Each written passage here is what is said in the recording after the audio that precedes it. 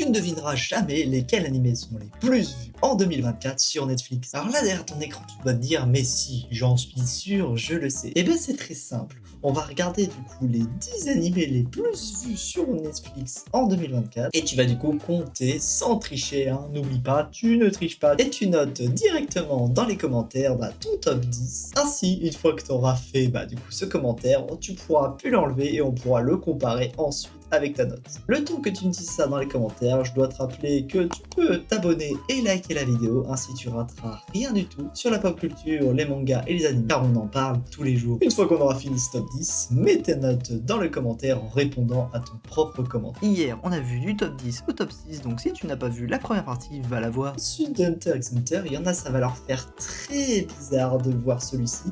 Il est aussi à 138 millions d'heures de visionnage, mais du coup, un chouïa, c'est à la virgule que ça va se jouer. Je trouve son opening 3 et 13 incroyable, le 10e aussi d'ailleurs. Et on approche très fortement de la fin du manga. Oui, c'est de Black Clover dont il est question ici. Je pense qu'il y en a plein d'entre vous qui se disent mais what the fuck, qu'est-ce qu'il fait à cette position là? Et franchement, moi je trouve qu'il n'y mérite pas, même si l'arc du coup des sorcières de la forêt là, il a été à chier, alors que c'est un des meilleurs. Et il faut dire quand même que Black Clover c'est quand même pas mal. Bon, si je vous dis qu'en 4ème position on a 170 millions d'heures de visionnage, vous vous attendez à quel anime? Et non, c'était pas celui-là, c'était Pokémon. Oui, Pokémon avec ses 36 000 saisons se retrouve aussi haut dans le classement. Ah, même si les jeux ne sont pas ouf en ce moment sur Pokémon, on espère qu'ils en ressortent un bon. Il faut croire qu'il a toujours sa popularité. Et on perd pas de temps puisqu'en 3ème position, on a un animé qui pour moi,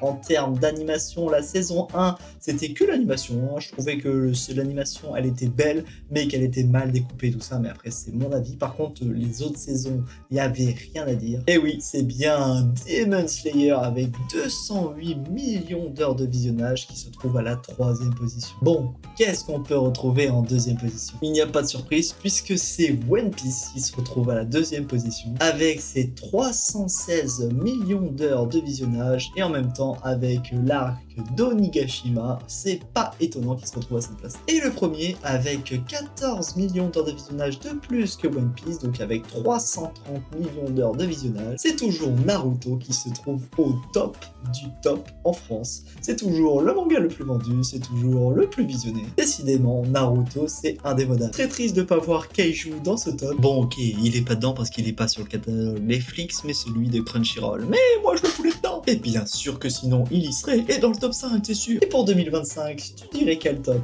N'hésite pas à le dire dans les commentaires.